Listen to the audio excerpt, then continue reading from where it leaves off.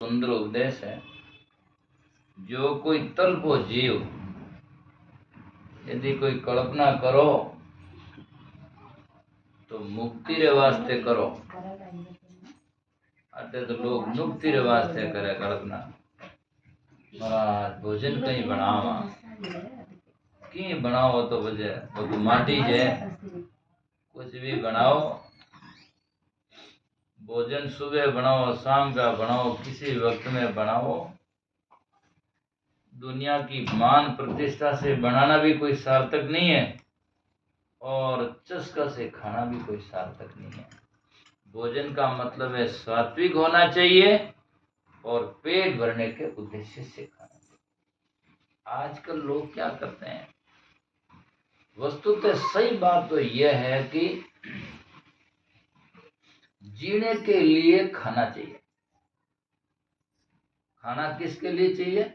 जीने के लिए। मतलब जीने में कितनी जरूरत हो वो खाना चाहिए। पर आज तो लोग तो खाने रे वास्ते जिए कि भाई कितो बढ़िया खाएला, कितो ताजो ताजो मिले। तो एक जगह मैं आश्रम में जाता था सजनों पहले, आश्रमों में तो आज भी जाते, पर जहाँ पहले गया उसकी बता रहा हूँ। तो वहाँ सुबह उठते ही 5 बजे लो सा दूध जलेबी लो, खाया फिर खा पी सो जाओ। 11 बजे लोग हाजिर लो राम जी राम पंगत लागी। सामरा 5 बजे के लो सम्राट भाजी पंगत लागी। मैं खड़ो रहतो, मारकन महाराज कैसा होता है, बातें करता है, पेट खाली नहीं हो, चूरन लो, अब आप पंगत लग जाए, अभी पंगत लग जाएगा। और फिर खाएंगे किस में? तो मतलब खाने के लिए जीते हैं। हाँ, ये नहीं कि भाई नहीं भाव तो मत खाओ, जितनी जरूरत हो उतना। अबे पंगत लग जाए, खाली नहीं है, खाली करो, चूरन लो, पेट खाली करो, फिर मैं बड़ भरो। ये कोई तरीका है? मैंने एक जगह की हो गया, चलो चलो महाराज भोजन और जीवना पेट दे में क्यों बैठ रहे बाद मारू पेट खराब नहीं हुए, घर जानो तो जतो रहो। तो कमाते किस लिए? खाने के लिए। खाते किस लिए? जीने के लिए। पर कोई पूछ ले जीते किस लिए, तो महाराज ध्यान, कमाते किस लिए? खाने के लिए। खाते किस लिए? जीने के लिए। जीने किस लिए? आत्म कल्याण के लिए, भक्ति भजन के लिए, जीवन को मोक्ष करने के लिए जीना है। इस साथ तो इसलिए मिला है। तो इसीलिए संत महापुरुष कहते हैं, जो कोई तलपो जीव तो मुक्ति ने तलपियो। कल्पना करो तो भजन की करो।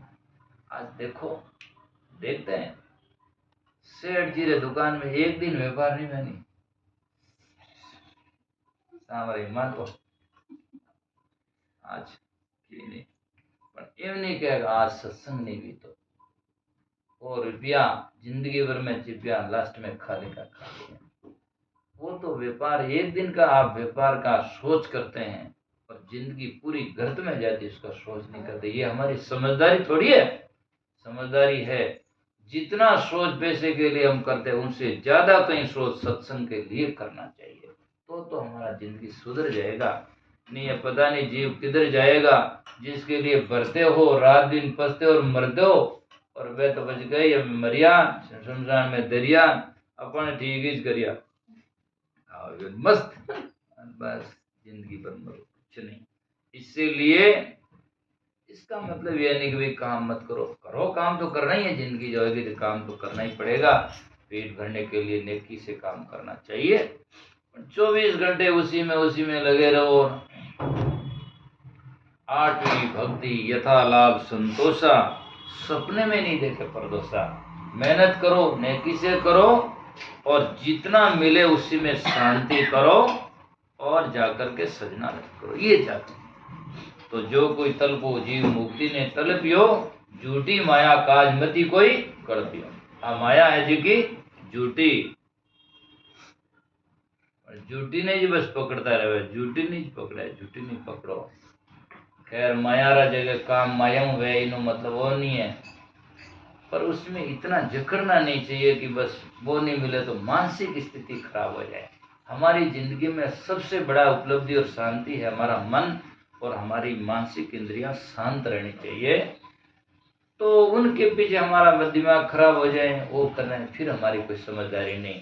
और विशेष कर से जो लोग सत्संग करते हैं, संतों के पास में जाते हैं, फिर भी उसी में रात दिन चूसते, तो फिर ज्ञान का तो कोई अर्थ गलती नहीं होगा, क्या मतलब होगा। इसीलिए ज्ञान हमारे जीवन में जाकर के आलोकित होना चाहिए, ज्ञान हमारे जीवन में प्रत्यक्ष में दिखाई देना चाहिए। तो झूठी माया काजमती कोई खड़पियो, तो जोग जो विरह कीजिए जो साइने मोवे। रोवो तो उन वास्ते रोवो, परमात्मा के लिए रात दिवस का रोना, पैर पलक रहा नाई, रोत रोत मिल गया दादू साहिब माई। दुनिया के लिए रोओगे, कोई नहीं, कोई उसका नहीं हिफाजत करने वाला है। लास्ट में कहीं थू थारेन में मारे भाई, रांद रूद ने रोड मचाई, थू थारेन में मारे, थारो थान थू जाने मारे की को नहीं। और यूं ही करे लोग जिंदगी भर, तो कह रहे थे मारो होने मारो, लास्ट में क्या, अब थारो कोई को नहीं, राम जी में सुरती लगाओ, बस धोखा देते हैं। इसीलिए कबीर साहब ने बीजक में लिखा, हे अंगूरी कितना ही भरो, इन्होंने क्या बहुत है, भरते जाओ तो ये क्या। हाँ, हे अंगूरी बड़ धोखा की, झूठी माया संग ली, इन बाजी ने लखे कोई रे, तो कह कबीर जन भेदी कोई रे। भेदी होता है इसको लगता है बाजी नाम खेल को। तो के जो ब्रे कीजे सोई साइने मोविए, और झूठा कुटुम कुड़काज मती कोई रोविए। मतलब रोवे तो भाग्य भी ना मिले नहीं, और मिली मान लो मिल भी जाए तो छूट जाए, तो भी रोना सार्थक कहाँ हुआ। इसीलिए रोना तो उसी के लिए चाहिए जो कभी छूटे नहीं, और मिले तो जाकर कभी बिछड़ने का सवाल नहीं। इसीलिए तो कहते हैं दाव घाव सुन सोच, सुनना सोचना, दाव खेलना, घाव किसी के प्रति, तो दाव घाव सुन सोच, चिंता सो कीजिए, कर साहिब के लेन मुक्ति गम लीजिए। साहिब की दिशा में करो और मुक्ति की गम लो, तो आपका जीवन कल्याणकारी होगा। जे कमतर की चाहिए काम करने की चाहिए, तो जे कमतर तो सब मोटो कमतर तो भजन ही है, उससे बड़ा तो कोई कमतर है नहीं, बाकी तो सब यही रह जाए। और वो भी नहीं तो करना, तो जो भजन करने के लिए कोई साधन जुटाया जाता है वो करो। एक बार मैं क्यों मरा कहीं संगत में गया था, वहां सोजित के पास में, तो कोई बात आ गई, तो मैंने कहा भाई आश्रम में काम चल रहा है, जैसे भी चल रही है, जना मरा थारी हुई धंधो मानी हुई तो कई फर्क है। मैं क्यों फर्क तो घणो है, थे बुढ़ा हो मैं जवान हूँ, मारे डाडी है थारी नहीं है। करते करते मैंने कहा कि फर्क यह है कि आप मकान बनाते हैं ईंट पत्थर चूना सीमेंट से बनाते हैं, हम भी बनाते हैं, पर उद्देश्य में बहुत फर्क होता है। आप मकान बनाते अटे बेजी आई, अटे मारा बीबी बच्चा सोई, अटे सुख रही, आपकी भावना भोग और कामना की तरफ में होती है। और संत मकान भी बनाते तो कहते अटे संत आई, अटे सत्संग रही, अटे संताना भोजन भंडारा रही, और अटे सत्संग और ज्ञान साधना करी। इन वास्ते वे मकान का बनाना भी भक्ति भजन के लिए है, और ये दुनिया का बनाना केवल भोग और दुखों के लिए है। इसलिए बहुत अंतर है, उद्देश्य में काम सार्थक होता है, इसलिए होता है। तो दाव गाव सुन सोच चिंता सो कीजिए, कर साहिब के लेन मुक्ति गम लीजिए। जे कमतर की चाय भजन सो कीजिए, और के सुखराम जग काम सहज में कीजिए। संसार का काम सहज में करो, मतलब अपना मुख्य उद्देश्य भजन है वो करो, बाद में से अब आदमी कहीं करो मुख्य उद्देश्य तो काम करना उन्हें बनाई दियो, और भक्ति भजन तो कहीं तो चौको नहीं चलने दो। आज भक्ति भजन तो कोई नहीं करता, बस काम धंधो और छको, लास्ट में वही धोखो, बिल्कुल धोखो।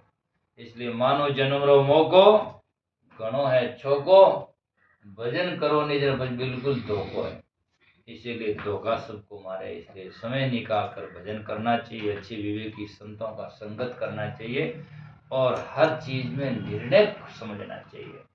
सत्संग में जाकर केवल हाँ बाप जी करते हो तब भी कुछ नहीं है। अच्छा बुरा का निर्णय करना चाहिए। परमात्मा सत्य आत्मा क्या है, कैसा है, किस प्रकार से है, बंधन कहाँ है, मुक्ति का विषय क्या है, सब बातें अच्छी तरह से समझना चाहिए। नहीं समझ में आए तो गुरु संत आए तब उनसे पूछना चाहिए। और मारवाड़ में कहावत है, पूछे जिन्हें पूजे, तो पूछेगा नहीं तो क्या समझेगा। इसलिए एक एक बात समझना चाहिए। आज पूछ ले थाने कि ना चलो ना दो वो जो राम कहीं है और मन ध्यान नहीं बोल जन बच्चा करो संग थोड़ो कितना पर वेगा थान उपदेश लिया ने के मैंने तो घना ही करिया 20 करेगा 20 में इतनी ध्यान नहीं पड़ी तो फिर क्या होगा। इसलिए हमें समझना चाहिए। ऐसा नहीं कि वो समझनो और करनो काम मराज रुई जाए। सब काम दानों का है। गुरु तो होता है पहले बोधि होता है, इसलिए आपको समझाता है। हमें समझना पड़ेगा तब हम समझ पाएंगे। और हम समझेंगे तो हमारे पास में बैठने वालों को और भी समझा सकेंगे। और अच्छी तरह से निर्णय होना चाहिए, बिल्कुल निर्भर जीवन होना चाहिए, तभी होगा। तो समय को देखते हुए दिन में सत्संग का विराम देते हैं। बहुत सारे लोग निकल गए और भी निकलने की तैयारी में है, तो हम विराम देते हैं। आपने सभी ने अच्छी तरह से सुना, बहुत बहुत साधुवाद। जिनको समय मिले और भजन सुनना हो तो ढोलक तो बिना तैयारी है, भले